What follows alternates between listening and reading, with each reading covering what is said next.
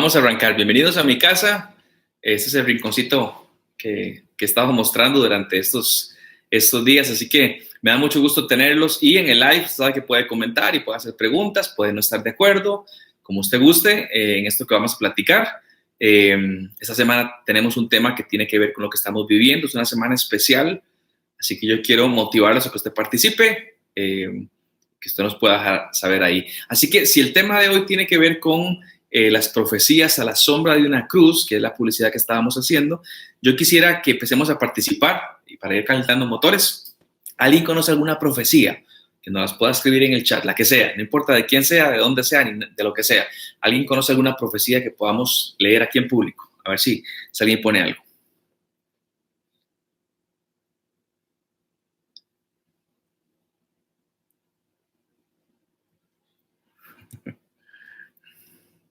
Jesús va a venir nuevamente, esa es una profecía, está bien, no te voy a pedir que me digas dónde está, pero sí, es una profecía.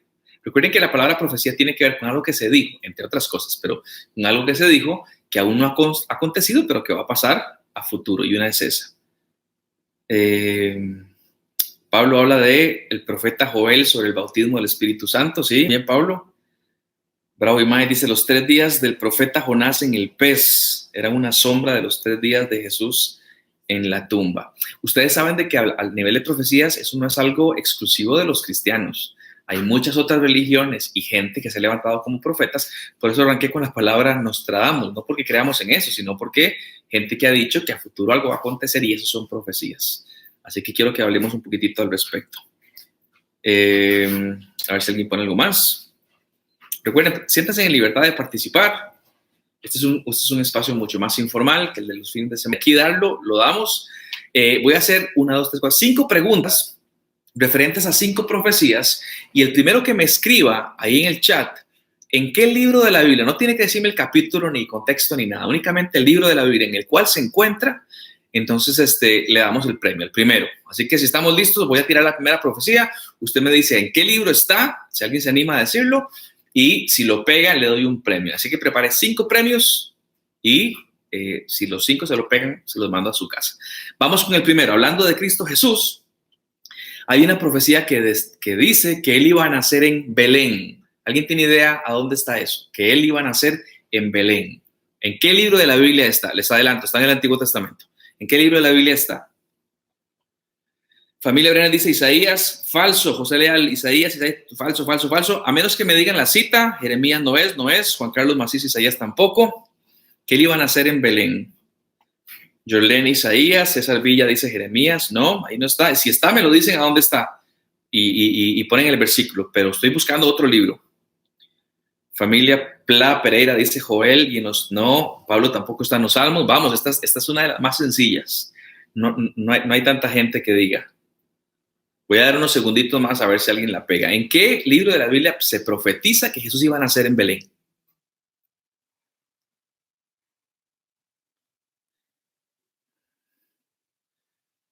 Ok, vamos a dar 5 segundos. 4, 3, 2. Hay alguien que decir, monje Quiroz dice Miqueas. Premio para los monjes Quiroz. No sé si fue Erika, fue Coca, pero ahí va. La primera es Miqueas. Vean, tienen a Google ahí a la mano, así que aprovechen. Miqueas 5:2 profetizó que Jesucristo vendría a nacer en un pueblito llamado Belén. Así que, bien por los monjes Quiroz. Yoleni llegó un pelito tarde y Lau también. Bien, vamos entonces ahora con la segunda, ¿sí? Hay una profecía que decía o que dice que Jesús iba a nacer de una virgen. ¿A dónde está eso? Que nacería de una virgen. ¿A dónde está eso? Hernández Baltodano dice Isaías, ya dejen de escribir porque Hernández Baltodano ya lo tiró. Los Baltodanos, si todo el mundo dice Isaías, y bueno, si me dicen el capítulo, estaba fácil esa. Aquí está mi esposa soplándome. Isaías, ¿a dónde está? ¿Isaías qué? Isaías 9, no, Pla Pereira no es 9. ¿Alguno? Isaías 9, no. Isaías 7, vale, Bonilla, muy bien. no es el 53. En el 53 es un pasaje profético, pero no es ese. Vale, fantástico, pero igual se lo voy a dar a la familia Baltodano, que fue la primera que contestó.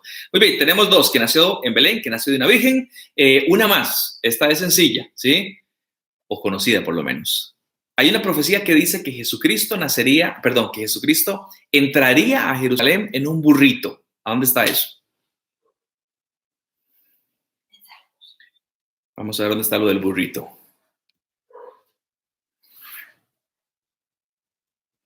Ahí Ari, que me está ayudando con las preguntas y demás. Ari, para que no se me olvide quién va ganando. Elianet dice Joel. No, no era Joel, Elianet. En Mateo, no, tampoco. Lau dice Zacarías. Bien, Lau. Zacarías 9:9 profetiza que nacería, de que vendría en un burrito. Así que por ahí Vale también lo dice, María Pérez también lo dice, Zacarías, bueno, pero la primera fue Lau. No sé cuál es esta Lau para que nos dejes el apellido también, para que te tengamos presente. Bien, llevamos 3. Que nacería de una virgen, que nacería en Belén, que entraría a Jerusalén con un burrito. 2 más, ¿sí? Dice, hay una profecía, es un pelito más complicada. Hay una profecía que dice que se contratarían a falsos testigos para que hablaran mentiras contra Jesús. ¿En qué libro está eso? Se contratarían falsos testigos que hablaran mentiras contra Jesús. Vamos a ver si alguien lo pega. Llevamos 3, vamos con el cuarto ganador.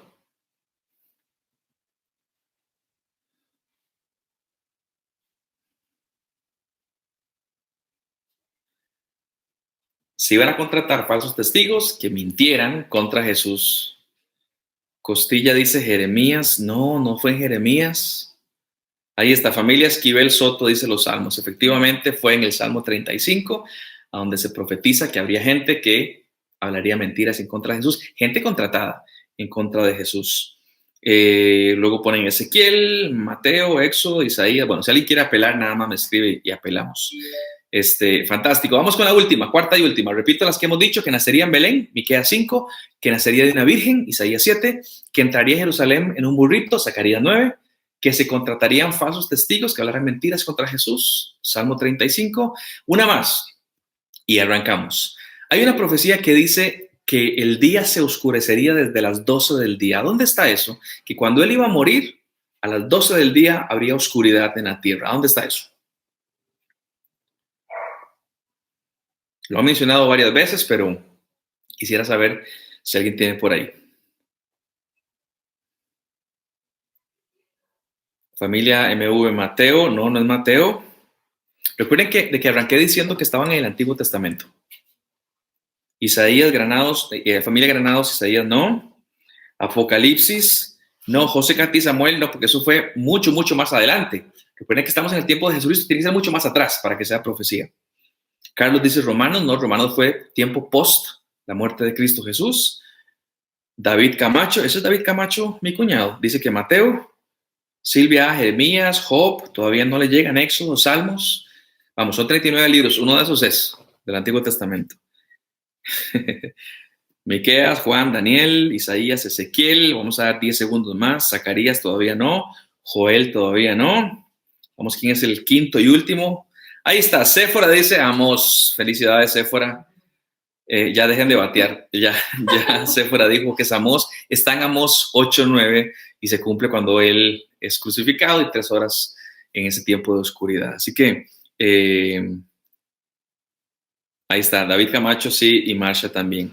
En Joel, no, Bravo, no es Joel, es Amós 8:9. Bien, fantástico, ahí están los 5 que son Monje Quirós, Hernández Baltodano, Lau Quesada, Esquivel Soto y Séfora, que lo pegaron. Los demás no sé si lo pegaron bien o lo batearon, pero vamos a arrancar. Así que, ¿qué vamos a hacer hoy? Vean, lo que quiero es hablar algunas cosas que se dijeron del Mesías y que Jesús las cumplió y demostró a través de ese cumplimiento que Él es el enviado de Dios para redención del mundo. O sea, lo que quiero, para que nos quede claro cuál es el objetivo de esta plática cortita, lo que quiero es recordarles que Jesucristo es nuestro Señor, no porque yo creo que sea nuestro Señor, que Él es Dios, no porque a mí me parece que Él es Dios. Recordemos que la existencia de Dios o la deidad de Dios no depende de mi parecer. Lo que quiero con esta plática es recordarles que nuestro Señor es Señor, no porque yo lo creo, sino porque Él lo demostró. Y por eso están las profecías. Este fin de semana voy a predicar algo al respecto de la resurrección, pero que usted pueda junto conmigo decir, ¿por qué yo creo lo que creo? No es porque yo lo creo, es porque hubo una demostración de eso y entonces lo creí yo. Así que déjeme empezar a haciendo de una diferenciación entre lo que es el Mesías y Jesús, en este sentido. A ver, yo sé que es lo mismo, pero es que el Antiguo Testamento no me habla de Jesús, me habla del Mesías. Y aunque sabemos que Jesús es el Mesías, ellos no lo supieron, los antiguos, Juan, Mateo, Lucas, todos ellos no lo supieron hasta un poquito después. Inclusive un familiar de Jesús, que se llama Juan el Bautista, le mandó a preguntar en cierta ocasión, ¿eres tú el que ha de venir? ¿O estamos esperando a alguien más? Eso está en Lucas 7. Lo cual es interesantísimo porque Juan ya venía anunciando de la venida del Mesías. Juan ya había dicho de Jesús, he aquí el Cordero de Dios que quita el pecado del mundo. Este es Juan, que ya lo había entendido, pero en un momento de tensión pregunta, ¿pero será o no será? Entonces la gente de su tiempo lo conoció por sus milagros, pero se le conoció como el Mesías por las profecías que se cumplieron de él. Por cierto, posiblemente usted ya lo sepa, pero las palabras Mesías y la palabra Cristo significan exactamente lo mismo. Una está en hebreo y la otra está en griego. No hablo hebreo, pero la pronunciación es Yeshua HaMashiach, que significa Jesús el Mesías. Y la expresión en griego sería Jesús Christos, que significa Jesucristo. Ambas tienen el mismo significado y el significado es la palabra ungido. Y en aquellos tiempos la palabra ungido era una persona, literalmente se ungía, no en el caso de Cristo, pero en la metáfora se ungía y se le preparaba para una misión puntual, que la misión puntual de Cristo fue la redención del mundo. Y ustedes deben de saber junto conmigo que esto es fundamental porque la misión de Jesús fue esa, fue reconciliar al mundo con Dios a causa del pecado. Es decir, sin Jesús no hay cristianismo. Y a pesar de que eso suena obvio, es fundamental porque el cristianismo no es solamente una religión moral. Escuchen esto, muchas veces lo hemos mal confundido. Creemos que el cristianismo es para portarnos bien, para ser buenas personas. Falso rotundamente. El cristianismo no es una religión que se me dice cómo actuar para ser buenas personas. El cristianismo tiene que ver con Jesús. Por eso es tan relevante que sepamos qué pensamos de Jesús. Y esa es una buena diferencia entre otras religiones. Nuestra fe no es cómo damos salvación. ¿Y esa salvación quién la trajo? El ungido, el Mesías, el Cristo. Por eso las palabras Cristo y Mesías vienen con los artículos. El Mesías, el Cristo, porque son títulos, no son nombres. Jesús el Mesías, Jesús el Cristo. Ahora, a todo esto, ¿por qué tendríamos que hablar del tema y por qué este tema en medio de esta pandemia que estamos viviendo? Bueno, primero porque estamos en una fecha muy especial, que es Semana Santa. En esta fecha celebramos este acontecimiento gigantesco para nuestra fe, que es la muerte y resurrección de Jesucristo. Y esta es la centralidad de nuestra fe, ¿sí? Lo que pensemos de Jesús, porque de acuerdo a lo que pensemos de Jesús, es que actuamos al respecto. Digo algo que puede sonar controversial, pero la centralidad de nuestra fe no es si creemos que mentir o no es pecado. Esa no es la centralidad. No es si pensamos que matar está bien o está mal. No es si suponemos que ayudar a los demás es algo bueno o es algo malo. Esa nunca es la centralidad de nuestra fe. Para cada una de esas cosas tenemos una opinión, pero la centralidad es qué pensamos de Jesús. ¿Quién era Jesús? ¿Quién es Jesús? Y muchos arrancamos, lo cual nos pasa a los que somos viejos en la fe o los cuales nacimos en el Evangelio. Arrancamos ya con la respuesta en mente. Nunca nos detuvimos a pensar, ¿por qué Jesús? Simplemente lo adoptamos como heredado casi. Decimos que Jesús es Dios, que es el Mesías, pero no sabemos cómo explicarlo bien. Y de eso quiero que platiquemos hoy. ¿Quién es Jesús? A la luz de las profecías que cumplió. Otras religiones también tienen una opinión de Jesús y como dije al principio, a la luz de esa opinión debemos tomar partido. Déjenme ver si hay alguna pregunta que alguien está haciendo. Si hay una pregunta, hágala. Ahí está Ariana que me está ayudando para sacar las preguntas. Hágala en confianza. Si puedo responder, las responderé. Si no, les prometo que me queda tarea y se las respondo después. Pero haga la pregunta o si tiene algún comentario lo puede hacer y podemos ir platicando. Muy bien. Les decía que muchas religiones tienen una opinión de Cristo Jesús. Una, por ejemplo, de las religiones principales del mundo, una es el hinduismo. Se piensa de Jesús como un maestro, como un ser iluminado, pero el Dios de ellos, el de los hinduistas, el supremo al menos, sigue siendo uno que se llama Brahma. Luego está el budismo, que es otra religión importante. Mira a Jesús como un maestro de moralidad. No niega que existió una persona llamada Jesús, que fue maestro de la moralidad, fue otro iluminado, pero Buda siempre tiene una preponderancia sobre todos los demás. Interesante porque otra de las principales del mundo es el judaísmo. Es en la cual Jesús nació. Jesús nació en un mundo judío, de religión judía. Y ellos claramente hoy en día dicen Jesús no es Dios. y entre ellos hay diferencias. Algunos lo ven como un maestro de la moral y otros lo ven como un falso maestro. Judíos que ven a Jesús el judío como un falso maestro. Inclusive algunos ni siquiera pueden pronunciar el nombre de Jesús porque tienen prohibidos hablar de ídolos. Imagínense eso. El Islam es otra de las gigantescas. Hoy hablaba con una persona que sabe mucho de Islam y Jesús es considerado como uno de los grandes profetas de la humanidad. Lo cual a mí me resulta chistoso porque entre los musulmanes se le da más respeto a Jesús que entre los mismos judíos. Y ellos creen que Jesús es un Mesías, es un enviado de Dios y hay que creer en él al igual que en otros enviados de Dios. Pero rechazan que Jesús sea hijo de Dios o que sea la encarnación de Dios. Y también rechazan que fuera crucificado o resucitado o incluso que expiara o perdonara los pecados de la humanidad. O sea, para el Islam es como que fue un mortal que fue usado por Dios, pero no intercede por nadie. Así que no le oran a él, por poner un ejemplo. Y este experto me decía, es más sencillo llevar a un musulmán a Cristo que a un judío a Cristo, justamente por cómo ven eso. ¿Y por qué menciono estas religiones? Porque al final tengo que decir, ¿y qué creo yo? Uno dice, no, pero no tengo que creer nada, porque ya soy cristiano. Sí, tenemos que tener una posición referente a lo que creemos en Cristo. A sus profecías me van a hablar de eso. ¿Por qué miramos a Jesús como lo miramos?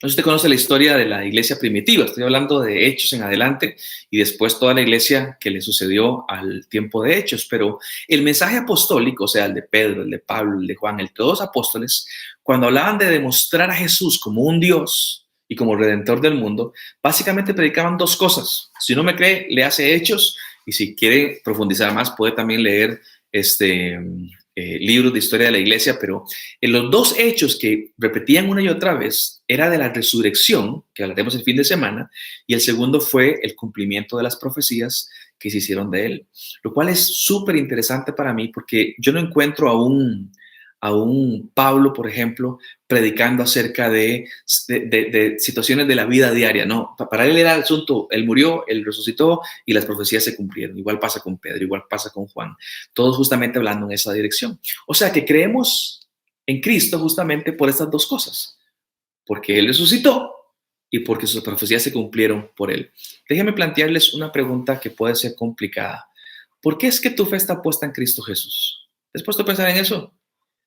Muchas veces lo que tiramos es un asunto de decir, bueno, por lo que él ha hecho por mí. Y sí, puede ser, pero eso es tan subjetivo porque si él dejara de hacer lo que ha hecho por vos en tu vida, ¿seguirías creyendo en él? Es una pregunta extremadamente relevante. En otras palabras, creemos en Cristo no porque Dios es bueno y me dio un trabajo y ahora creo en él. Eso es una respuesta correcta, pero muy infantil. No, Esteban, yo creo en Cristo porque él me sanó de mi enfermedad. Otra vez, es una respuesta correcta, pero muy inmadura. Y aquí viene justamente la tesis de lo que quiero en este punto.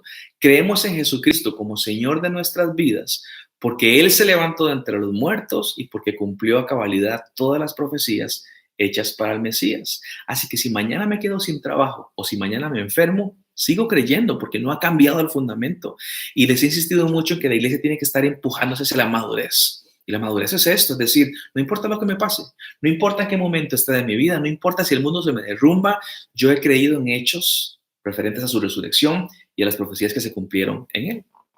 Él sigue siendo Dios y Señor. Entonces, yo quisiera que pudiéramos masticar eso, decir, ¿por qué es que yo creo lo que creo?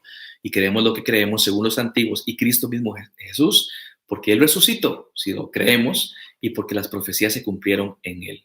Así que yo lo que quiero que hagamos ahorita es que veamos algunas profecías que se cumplieron en la vida de Jesús, y si hay preguntas o si hay comentarios, los vamos a hacer. Déjenme rápidamente leer el chat, a ver qué ha pasado en estos últimos 10 minutos.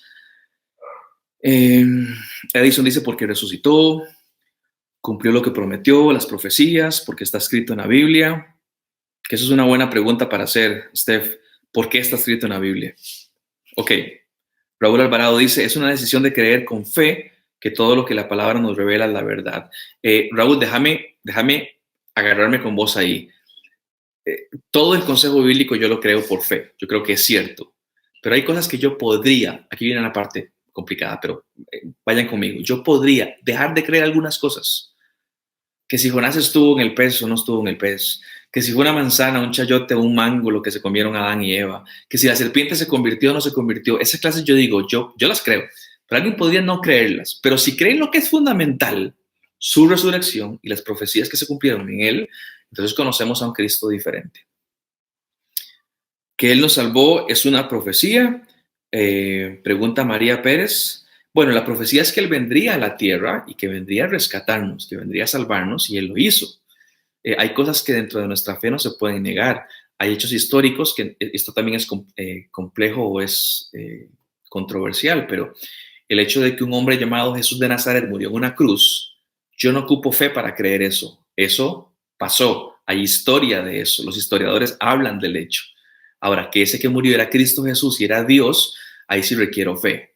Hay una diferencia. Yo sí creo en eso, pero no tengo fe que sea el Hijo de Dios. Entonces, digamos de que la profecía no es si murió por mis pecados.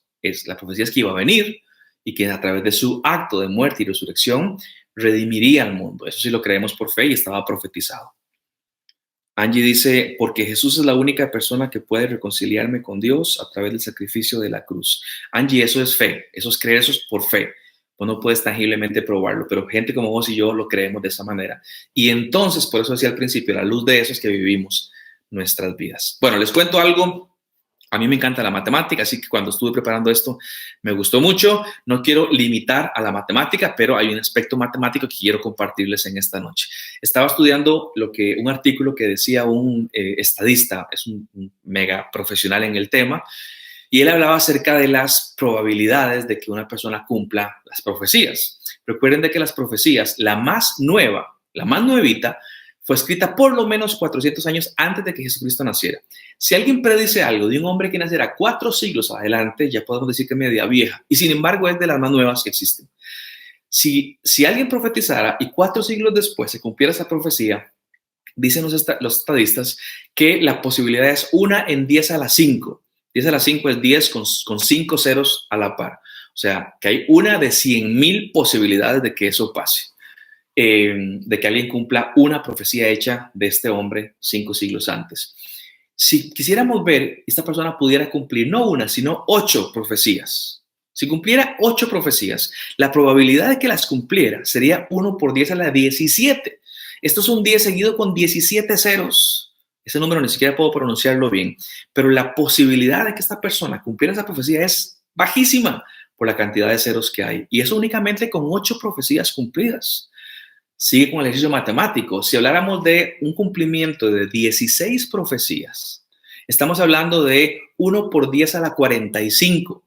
Esto es un 10 con 45 ceros seguidos. Esa es la probabilidad de que alguien cumpliera 16 profecías escritas en el Antiguo Testamento.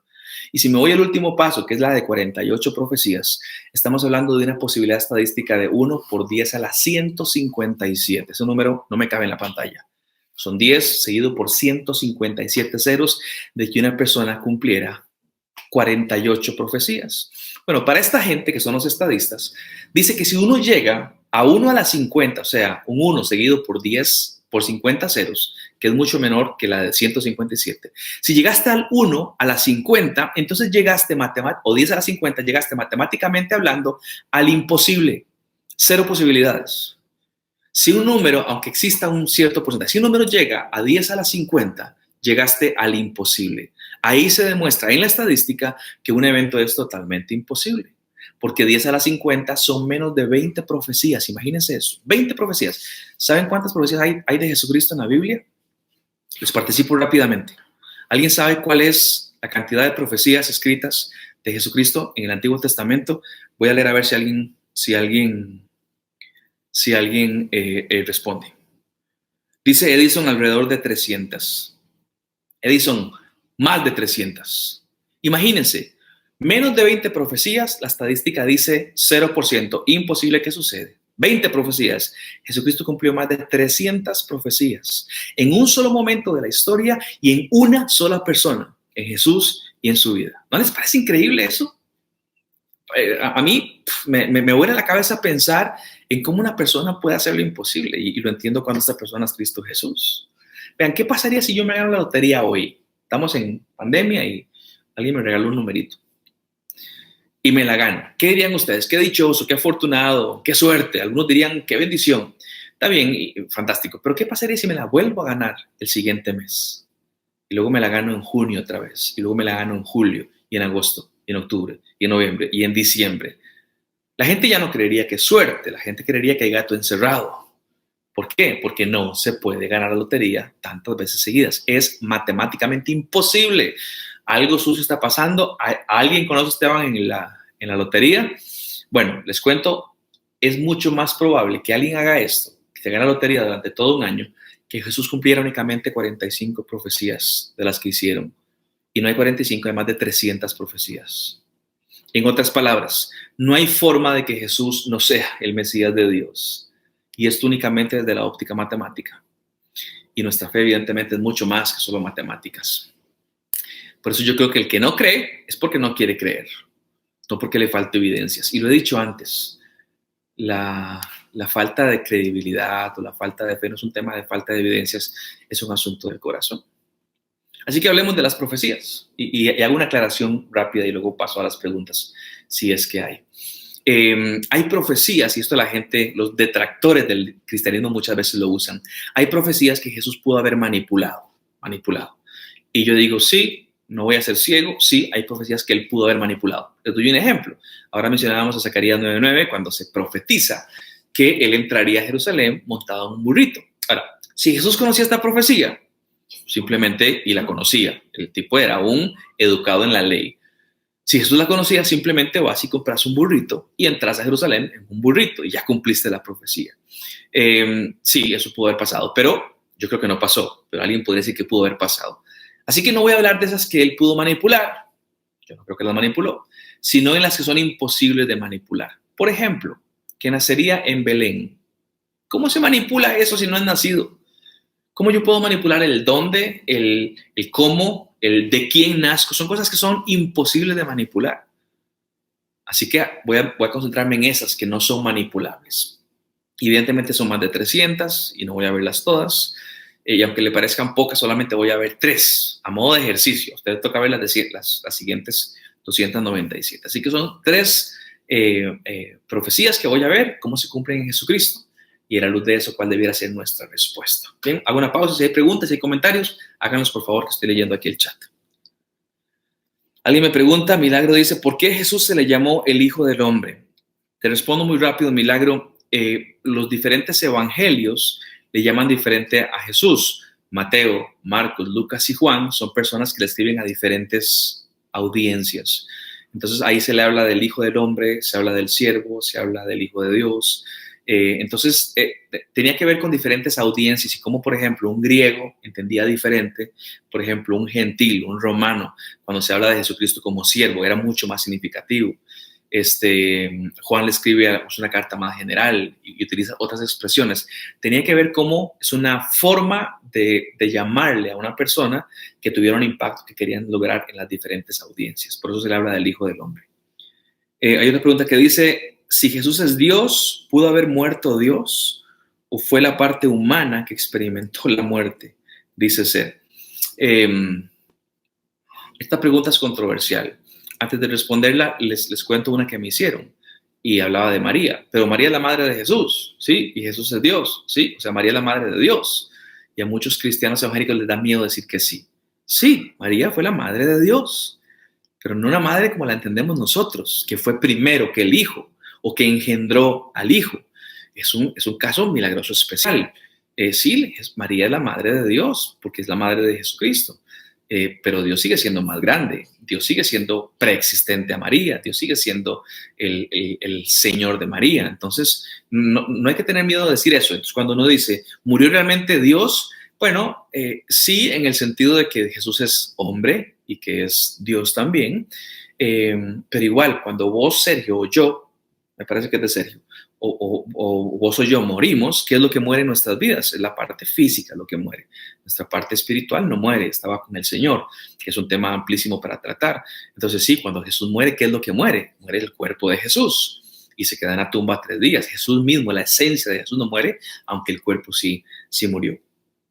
Pregunta 4, Tavo y Nazaret dicen 3.565 profecías, no tantas, Tavo, son como 360, por ahí anda el asunto. Pablo Jiménez dice, ¿cuál es el libro que más habla de Cristo en el Antiguo Testamento? Mira, es complicado responder eso porque ¿cuál es el libro que habla más? La palabra más implicaría cantidades. implica números. Lo que pasa es de que todo el Antiguo Testamento es una carta que prepara al lector para el Nuevo Testamento. Todo el Antiguo Testamento apunta a la venida del Mesías. Sí, puede que haya libros que son más históricos, que si yo te diría un Isaías o un Salmos que hablan y hablan y hablan de Cristo, y por eso hablamos de salmos mesiánicos. Isaías profetizando en su tiempo, pero también viendo más adelante la venida del Señor.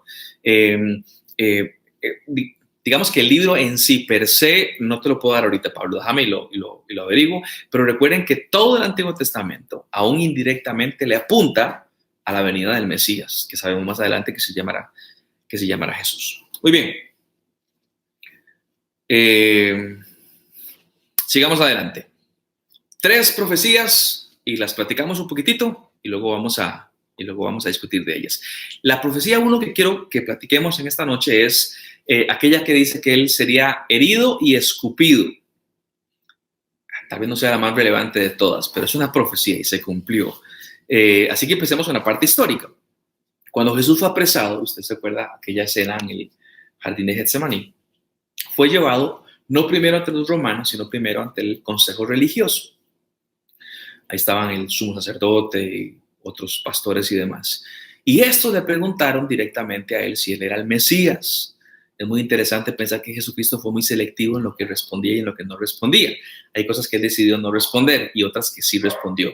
Cuando le preguntan si es el Mesías, él responde y directamente dijo, sí, tú lo has dicho, yo soy el Mesías. Ahora, cuando un sacerdote, un sumo sacerdote en aquellos tiempos, escucha que alguien se autoproclama como Mesías, esto es lo que se llama en el mundo judío blasfemia.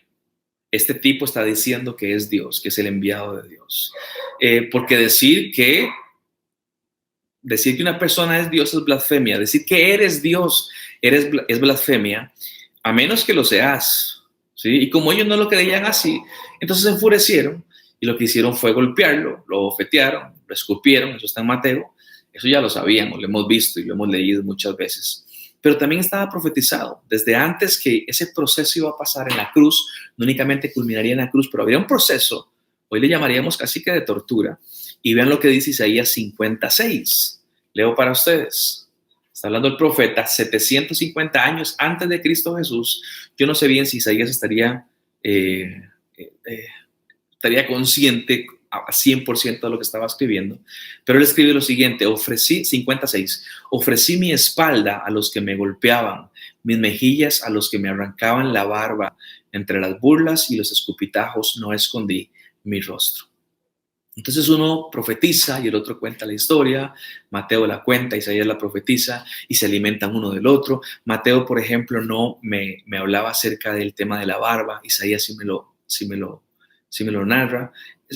No sé si usted sabía esto, que lo golpeaban en la cabeza con palos, que le arrancaban la barba con la mano. Vean, en este momento tengo la barba corta, pero cuando la he tenido un poquito más larga y cuando Fanny llega a tocarme la cara, Fanny es mi esposa, llega a tocarme la cara y yo le digo, no me jale la barba, porque duele muchísimo. Y yo me imagino a Jesucristo, híjole, en medio de esa humillación y dolor y posiblemente miedo, que la gente lo agarrara y le arrancara la barba.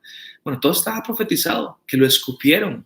Uno dice, es normal, es una forma de decir, está bien, pero cuando sumamos todas las cosas, entendemos, ya estaba profetizado todo esto.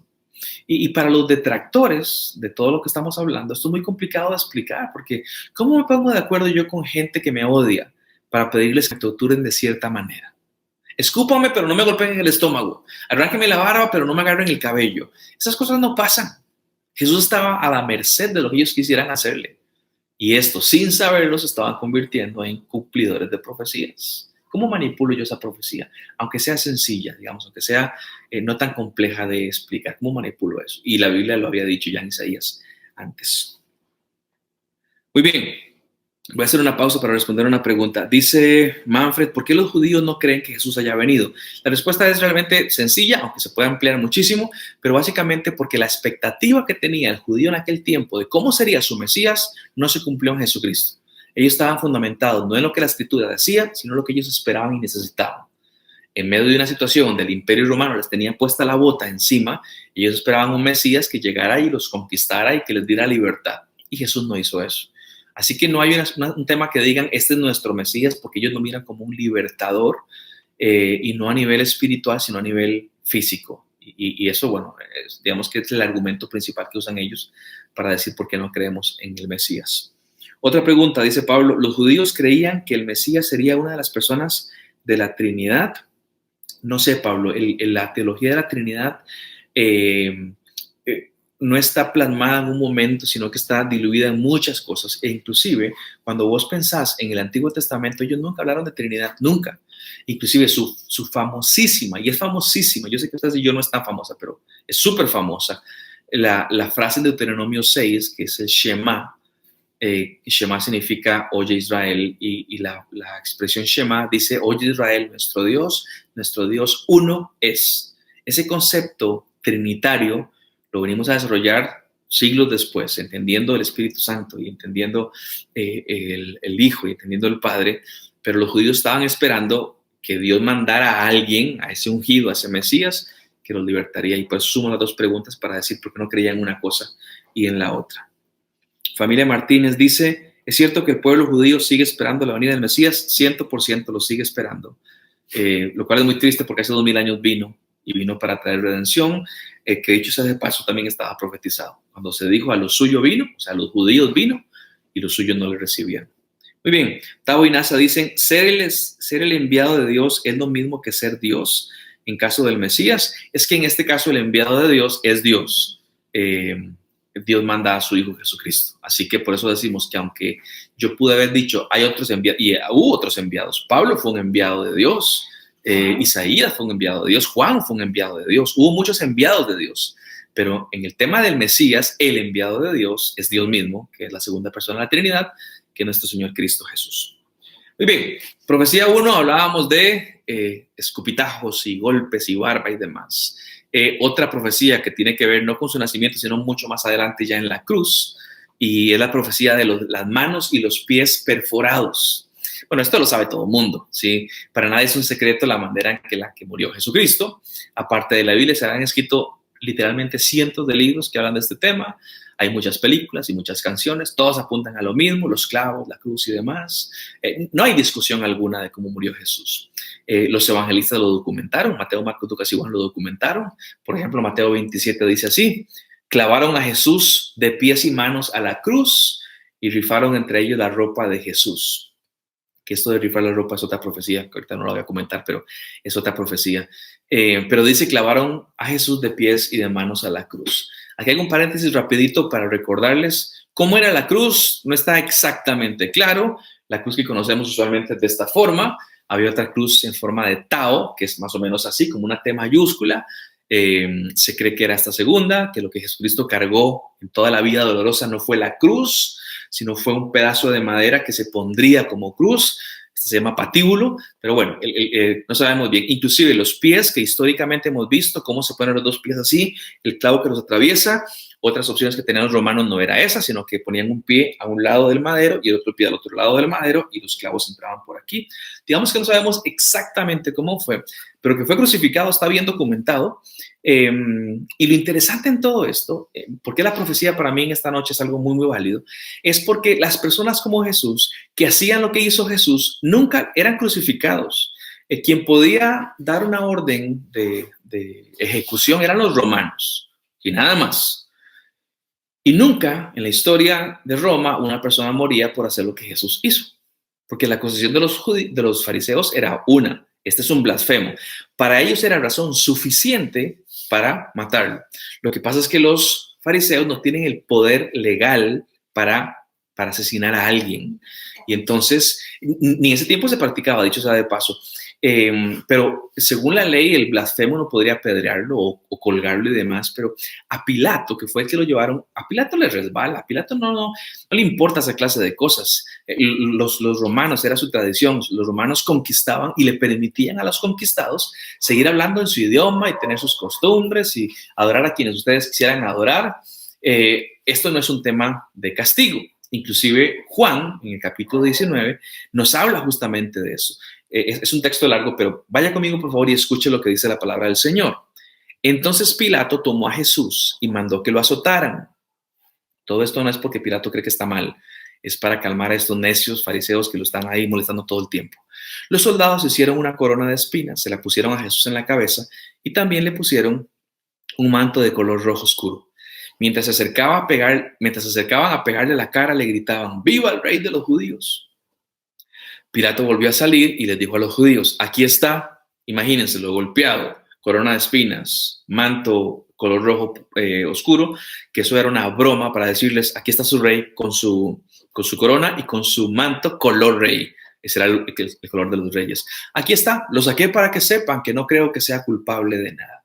Pilato es muy claro. Pilato es el mero ahí. No me importa lo que ustedes crean, yo creo que él no es culpable de nada. Cuando sacaron a Jesús, llevaban puestos la corona de espinas y el manto de color rojo. Y Pilato les dijo: aquí está el hombre. Al verlo, los jefes de los sacerdotes y los guardias gritaron: crucifícalo, crucifícalo. Pilato le respondió: llévenselo y crucifíquenlo ustedes. Yo no creo que sea culpable de nada. Entonces, una forma de decir: no lo vamos a crucificar, háganlo ustedes, pero no pueden hacerlo, no tienen los permisos. Y es interesante porque los judíos estaban furiosos. Ya ahora aquí no dice que fueran los sacerdotes, que también era el pueblo mismo, el que hace una semana estaban recibiéndolos con palmas, diciéndole: Hosana, Hosana, el que viene en nombre del Señor. Hoy están gritando: crucifíquenlo. Pilato dice: háganlo ustedes. Aquí yo agregaría un si es que pueden, porque no podían. Yo no lo veo culpable de nada, así que por lo tanto no tiene por qué morir.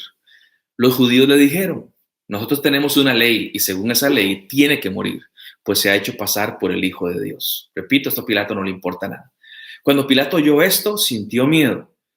Entró una vez más en el palacio y le preguntó a Jesús: ¿de dónde eres tú? Pero Jesús no respondió. ¿Se acuerdan que les hablé cómo Jesús era selectivo en decir qué respondía y qué no respondía? Bueno, Pilato le dice ante esto que lo dejó en visto a Pilato: no me vas a hablar, le dijo Pilato. ¿No te das cuenta de que tengo poder para ponerte en libertad o para mandar que te crucifiquen? Y ahora Jesús lo vuelve a ver y ahora Jesús le habla cuando le dice esto de que yo tengo autoridad para matarte o para ponerte en libertad. Y vean lo que dice el versículo 11. Jesús le contestó: no tendrías ningún poder sobre mí si no se te hubiera dado de arriba.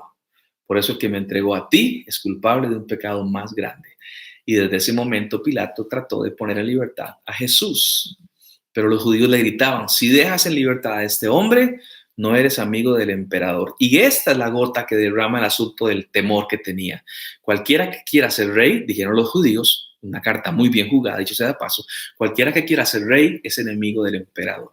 Aquí hago un paréntesis para recordarles algo, porque, por ejemplo, en pasajes como Romanos, cuando Pablo le dice a la iglesia en Roma: si confesares que Jesucristo es el Señor, la palabra curio en griego, si lo confesas a él, seremos salvos. Lo que Pablo está proponiendo es alta tradición. Decirle a alguien que no es el César, que es el Señor. Muchas veces no lo vemos así. Es un asunto de lealtades. Y lo que dicen ahora los judíos con la carta que sacaron es: ¿tu lealtad con quién está? Aquí hay un hombre que quiere ser rey y vos no vas a hacer nada al respecto. Entonces, Pilato básicamente lo crucifica para no meterse en líos.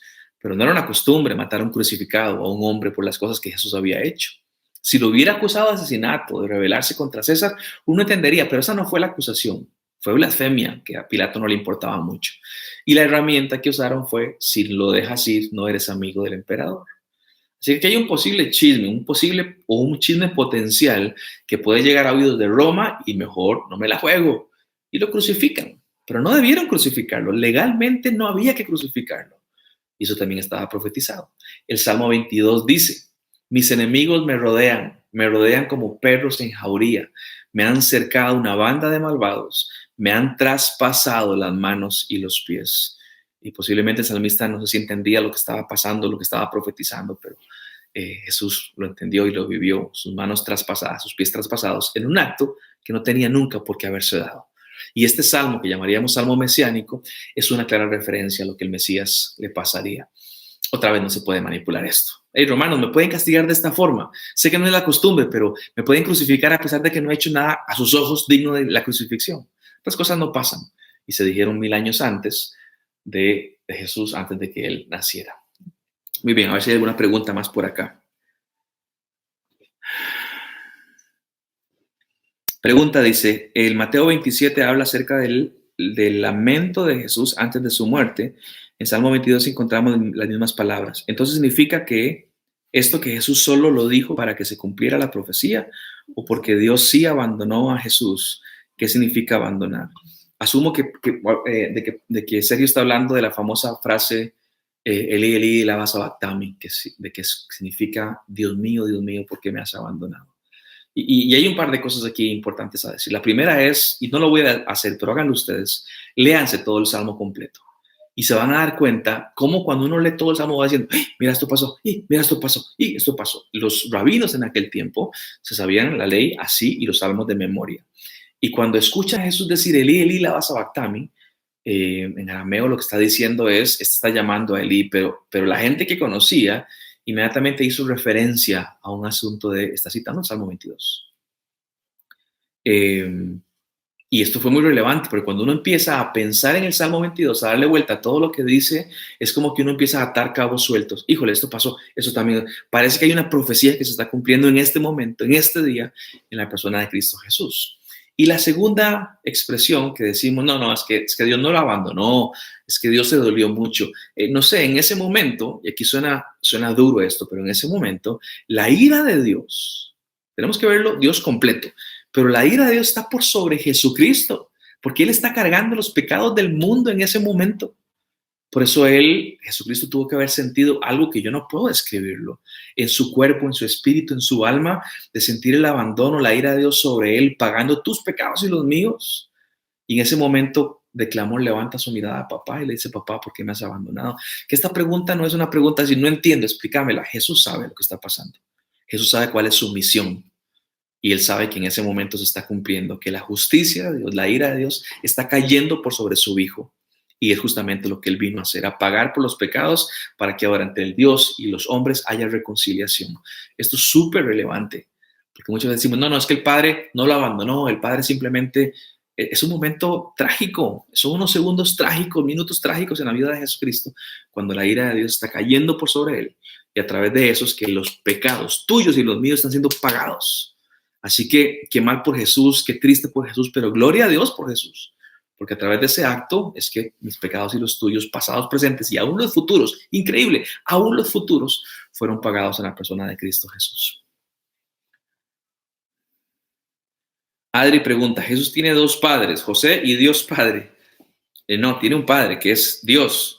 José fue su padrastro, así como, por ejemplo, Santiago, su hermano, fue su hermanastro. Le decimos hermano y obviamente se le reconocía a José como su papá, pero José sabe, José se le apareció el ángel, José sabe quién es este niño. María sabe, María estuvo ahí cuando nació y vio a los ángeles y vio a los reyes, a los sabios, y estuvo en el templo cuando Jesús guardaba en su corazón todo esto. Ellos saben quién es quién, así que tiene dos padres, bueno, tiene su padrastro, quien lo recibió, quien fue obediente a la voz del Señor, que es José, y obviamente su padre, que es el Padre que está en los cielos. Pablo dice, Dios abandonó a Dios. Es profundo y es filosófico. Creo que no podemos entender todo desde la óptica de que yo decía, ya resolví cómo es Dios. Pero si uno se pone a pensar, Dios abandonó a Dios. Bueno, es una forma de decirlo, pero no puedo decir esta frase en un tweet. No, puedo explicarla. Puedo explicar todo lo que ya dije, porque es más profundo que simplemente una frase.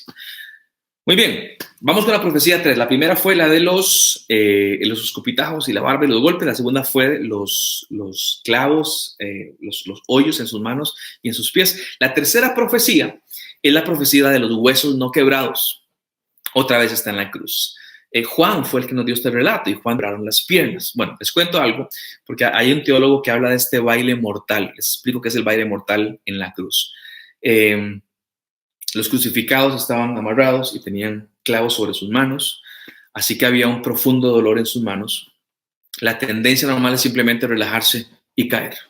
Pero cuando se relajan y caen, ahora en esta posición cuesta mucho respirar. Entonces, para poder respirar tengo que empujarme con los pies hacia arriba para que el diafragma se abra y puedo respirar. Pero cuando hago eso siento un profundo dolor en los pies porque tengo otro clavo metido ahí. Así que inmediatamente después de ser suelto y vuelvo a caer para que no me duelen los pies, pero ahora me duelen las manos y ahora no puedo respirar y tengo que volver a estar en ese sube, baja y sube, etcétera. Más crueles que una persona podía morir.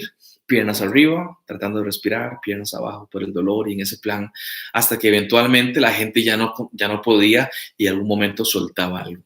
Bueno, las piernas rotas es porque si había mucha gente para crucificar o si el asunto requería prisa, lo que hacían los soldados que agarraban un garrote, imagínense un bate de béisbol de madera, un garrote, iban con cada uno de los crucificados y ¡fua!, le daban en las rodillas o en las piernas y les quebraban las piernas de un solo golpe. ¿Qué es lo que generaba esto? Que ya con las piernas rotas, la persona que estaba abajo ya no podía levantarse porque tenía sus piernas rotas. Y como no podía levantarse, ¿qué pasaban? Morían asfixiados. Así que romper las piernas, romper los huesos, era parte de la tortura. Así, ya basta, ya jugamos mucho con vos, morite ya, por favor. Y Jesucristo, a pesar de que era un hombre fuerte, recuerden que él era un carpintero, había cargado su cruz y demás, había aguantado unos azotes a morir, a pesar de que era un hombre fuerte, había pasado por muchas horas de tortura y estaba sin fuerzas. Esa es la razón por la cual murió rápido y no hubo necesidad de quebrarle las piernas para aligerar el paso. El salmista lo había dicho, es la profecía, el Salmo 34:20, dice, le protegerá todos los huesos y ni uno solo se le quebrarán. Vean, estas cosas no se pueden planear, no se puede pensar, voy a morirme rápido para que no me rompan las piernas y así cumplir la profecía. Porque el ser humano no piensa de esa forma en esos momentos tan extremos de angustia. La tendencia, el instinto humano es sobrevivir. Y Jesús cumplió también esta tercera profecía de esa manera. ¿Cómo se planean esas profecías? ¿Cómo hacemos para manipularlas?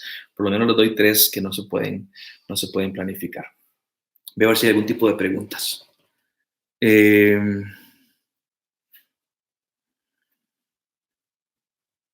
Los judíos no le quebraron los huesos a Jesús porque le pensaron que ya se había muerto. Dice la Biblia Brenes. Bueno, no fueron los judíos estaban viendo nada más. Son realmente los romanos quienes hacían eso. No porque pensaban que había muerto, sino porque había muerto.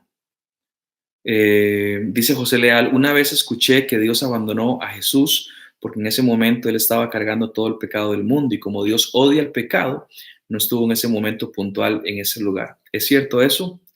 Bueno, José, otra vez, el asunto de abandono, desde mi punto de vista, no es que decir ya no te quiero y me caes mal.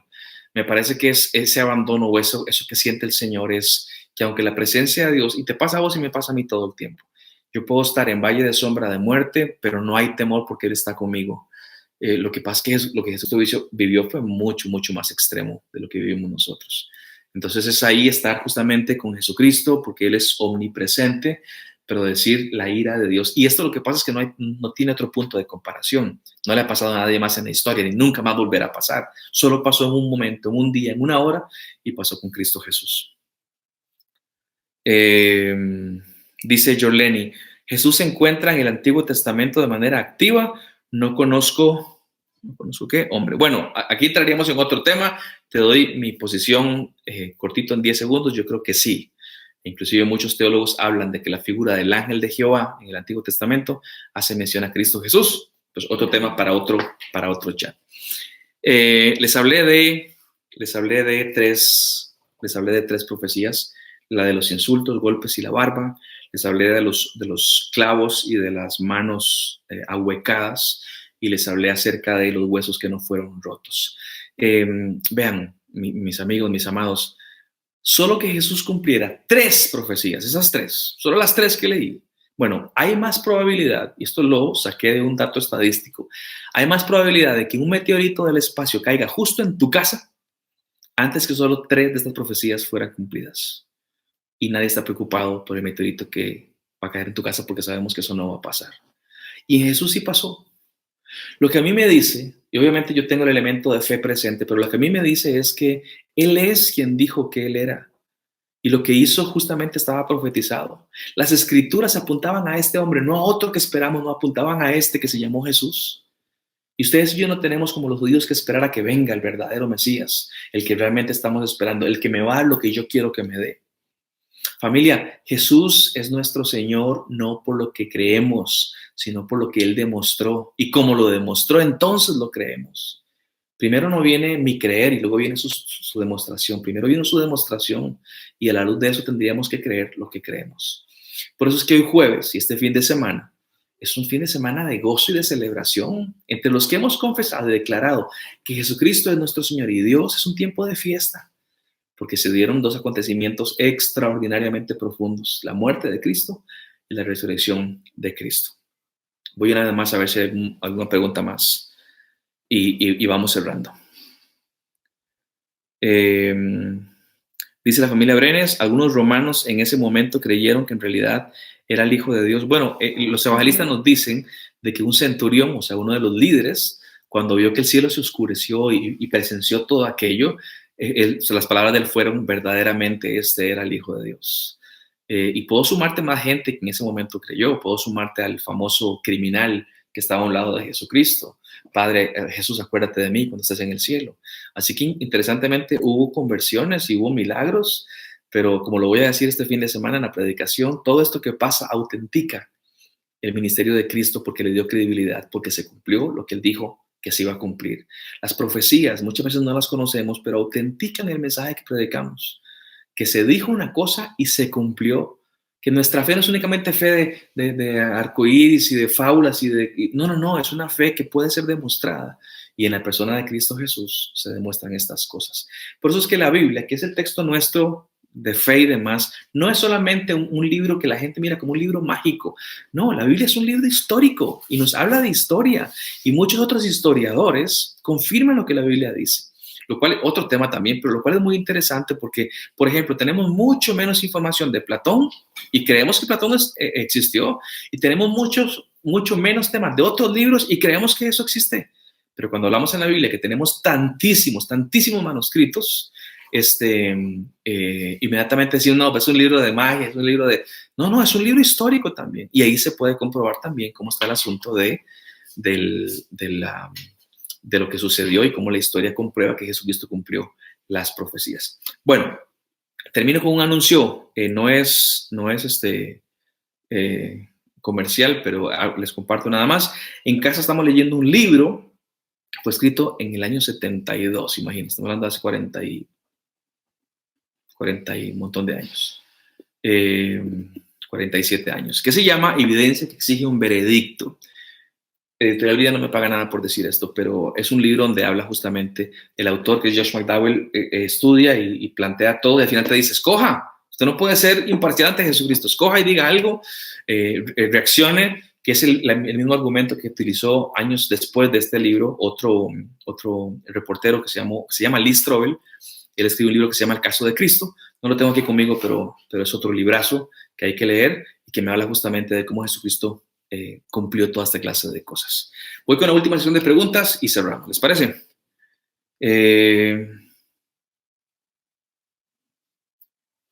Sobre la película La Pasión de Cristo, pregunta Pablo, de Mel Gibson. ¿Será la película de La Pasión de Mel Gibson la más correcta históricamente? ¿La más correcta con respecto a quién, Pablo? Porque hay otras películas. Yo la vi, La Pasión de Cristo. Hay cosas que en La Pasión de Cristo estaban que yo dije: esto es mentira, esto es fábula de Mel Gibson. Y luego voy a buscar a la Biblia y estaban ahí. No estoy diciendo que esto sustituye a la Biblia jamás, pero me parece muy relevante de pronto pensar que hay películas, por ejemplo, que son muy pegadas al texto bíblico. Inclusive, usted posiblemente sepa que la Pasión de Cristo no está hablada en inglés, está hablada en arameo. Así que era el idioma que lo más probable es que Jesucristo habló. Así que es interesantísimo ver esa película, porque me parece a mí que está muy apegadita al texto bíblico. Dice ser... Yoleni dice: es doloroso pensar en ese momento en que Jesús sintió el peso del pecado sobre él. Yoleni, gracias a Dios porque lo hizo, porque a través de su sacrificio vos y yo tenemos acceso al cielo. Únicamente tenemos que arrepentirnos de nuestros pecados y poner nuestra confianza en ese que dio la vida por nosotros. Todas las narrativas, dice Sergio, de la Biblia tienen una enseñanza para nosotros. Son historias primarias, de las cuales nos ayudan al oyente a situarse en su realidad. ¿Qué implicaciones tiene seguir leyendo Mateo 27 como una narración del pasado?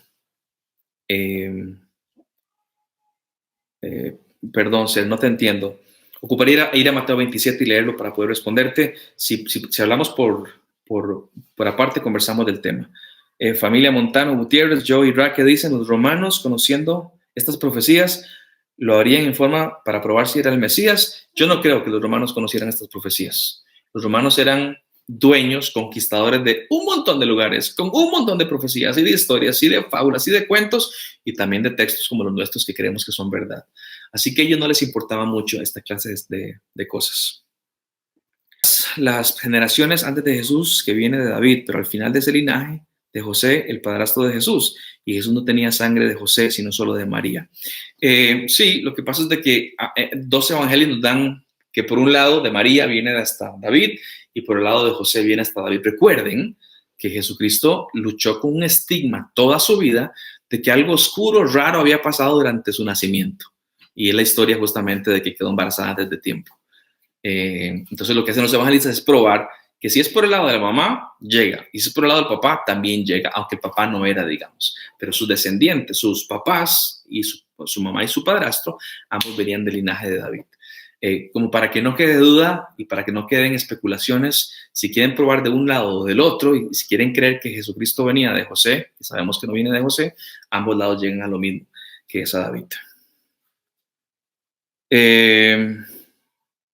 Bien, voy cerrando nada más. Señores, las profecías son importantes. Las conocemos y junto con el hecho de la resurrección y la profecía, conocemos que Jesucristo es Dios, que es el Mesías, que es el prometido, el que celebramos. Dios no es Dios porque usted crea que es Dios. Jesús no es el Mesías porque usted crea que es el Mesías. Él es el Mesías porque Él es el Mesías, porque Él cumplió las profecías y porque a la luz de las profecías es que podemos entonces creer que Él es el Señor. Así que les agradezco mucho, hay muchísimo más para hablar, pero el reloj ya me está diciendo que pare, así que los quiero mucho, les mando un fuerte abrazo, Dios me los bendiga, nos vemos este fin de semana, tenemos nuestra reunión de resurrección, así que todos conectados, próximo sábado a las 7 y domingo a las 7 también de la noche, bendiciones para cada uno de ustedes, fuerte abrazo y nos vemos.